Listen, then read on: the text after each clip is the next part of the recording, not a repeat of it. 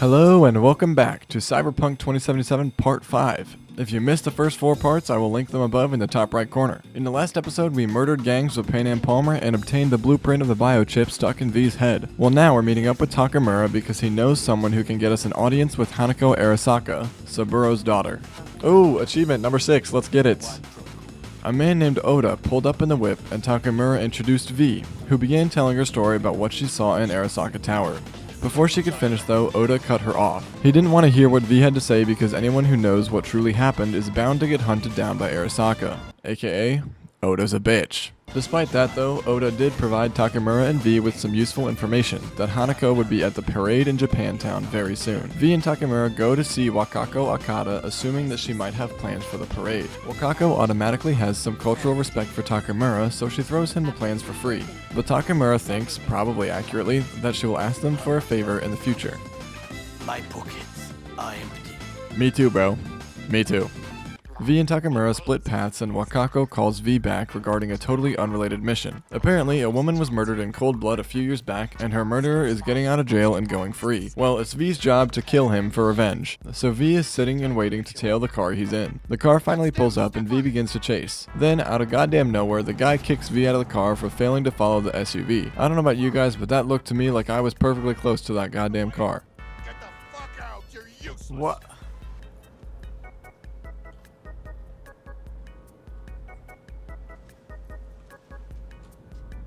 What?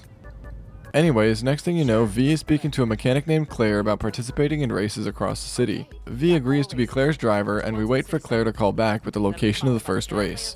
This is fucking annoying, dude. This is like the 3rd mission in a row that I've went to talk to someone, and now I have to wait for them to call me back before I can keep doing more missions.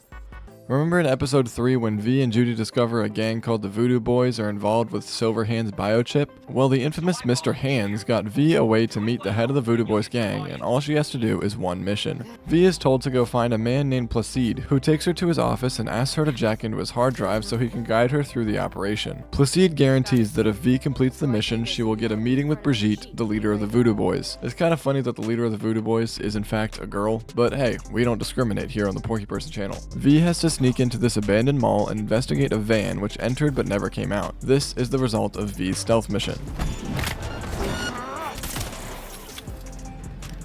Yeah, the stealth aspect didn't really last too long, did it?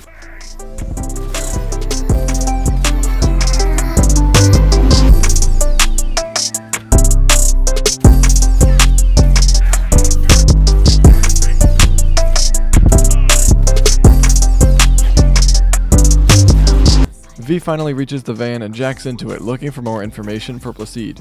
She soon gets interrupted by a netrunner who we learn is in the cinema of the mall, and it's V's job to find him. Seeing as I was supposed to be stealthy for this mission, I decided to see if I could sneak by this next encounter, as I assumed it was an annoying boss. So V slowly sneaks around the room, straying from Sasquatch's eyesight and grabbing ammo and other loot as she goes along. She finally reaches the entrance to the cinema and slips through the door undetected. The Netwatch agent cuts off the communication with Placide, and as we enter the room, he offers V a deal. The agent explains that the Voodoo Boys planted a virus in V's cyberware and says that if she's on his side and lets him go, there's a big paycheck waiting for her. V, however, is not interested in money, but instead wants to see Brigitte, so she puts the government pig in his place. Turns out though that this particular pig wasn't lying, because V loses consciousness when she gives Placide access to the Netwatch network. She wakes up pissed that Placide betrayed her and goes to confront him face to face. The virus was supposed to kill V, so Placide was not expecting her to return. V starts yelling at Placide until she's interrupted by Brigitte, who claims that V's life was never supposed to be on the line because the biochip is important to her as well. Brigitte brings V to her underground tech lab called the Crypt, where she claims she can interact with the construct. She also tells V that she wants to contact Alt Cunningham and learn more about her through Johnny's memories. V and Brig teleport to an internet realm I can only describe as the off-brain matrix, and Brig searches Johnny's memories for his interactions with Alt. We land on a concert in 2013 where Johnny does his set, sees Alt in the crowd, and shoots his gun at the very end of the show. Does he hit someone, or does he just do it for dramatic effect? I don't know. But the memory cuts to his bandmates being angry at him for being spontaneous and irresponsible. But then V learns that Johnny was spontaneous and irresponsible with more than just his concerts. But after Freaky Time, Alt gets mad at Johnny and he tries to make amends with her in this alleyway, but this gang of thugs starts giving Johnny a hard time. A gunfight breaks out and Johnny gets stabbed. He fades in and out of consciousness only to see Alt get kidnapped and thrown into a van. Johnny passes out and wakes up on a Ripper Doc's table. A man named Thompson, who brought Johnny to the Ripper Doc, tells him that Alt was captured by Arasaka. As it turns out, Alt Cunningham was the netrunner who created Soul Killer, the AI program that put Johnny's mind into the biochip. Johnny and Thompson go to meet up with Rogue and this other guy to help break into Arasaka Tower, but their business meeting gets cut short when Arasaka agents infiltrate the bar. I thought this would be a funny song for a montage, so let me cook.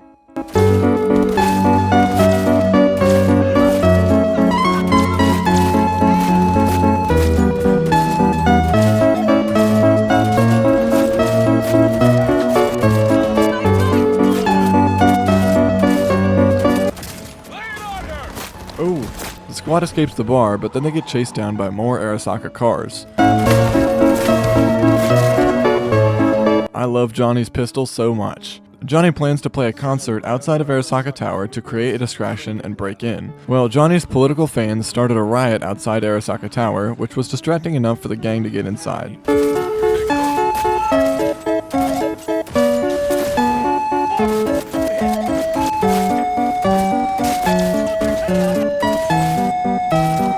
They blow up the armored door and break into the research lab.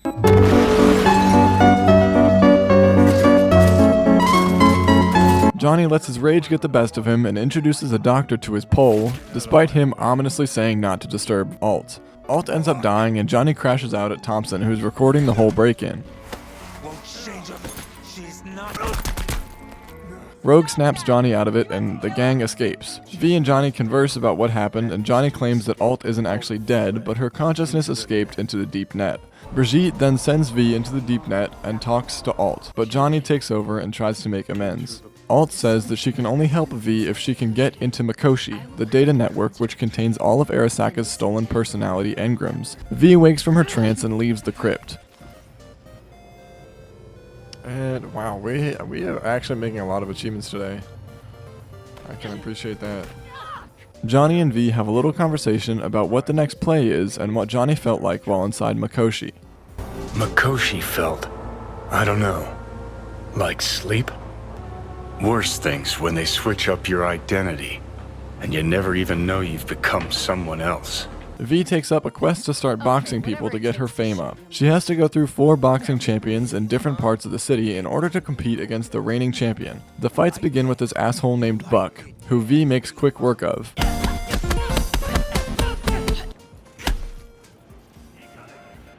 Wow, easiest 6 grand I've ever made. V moves swiftly on to this steroid-infused tomboy named Rhino.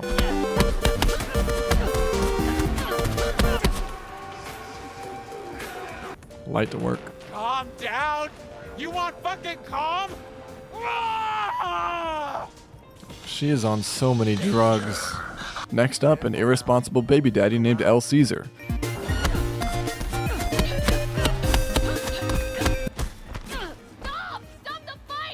And then, last but not least, V 1v2s some duplicate people who share one brain. Wait, I have to fight both of them?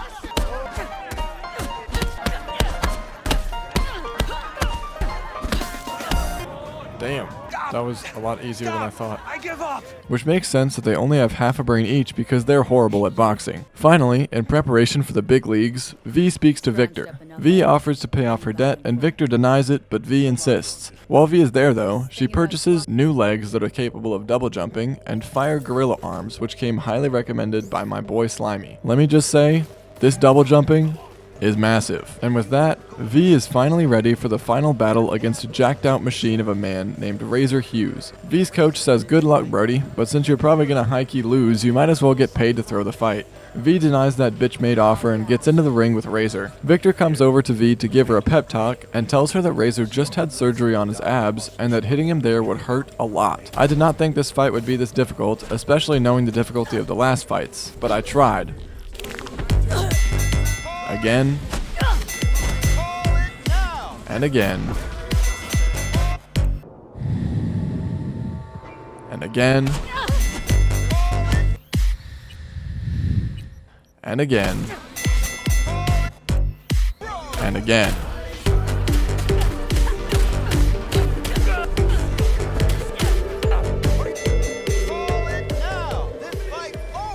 Oh my fucking god. And it paid off for $50,000 and the title of reigning boxing champion of Night City. Next, V goes to meet up with Misty, the late Jackie's girlfriend, about a freaky painting she saw on the street. Misty blabbers on about some astrology, star sign, tarot card bullshit and tells us to go find more, saying that they convey messages. Then she gives us a dream catcher to help. Like, alright bro, I'll leave you and your boba tea alone. You can miss me with all that mumbo jumbo.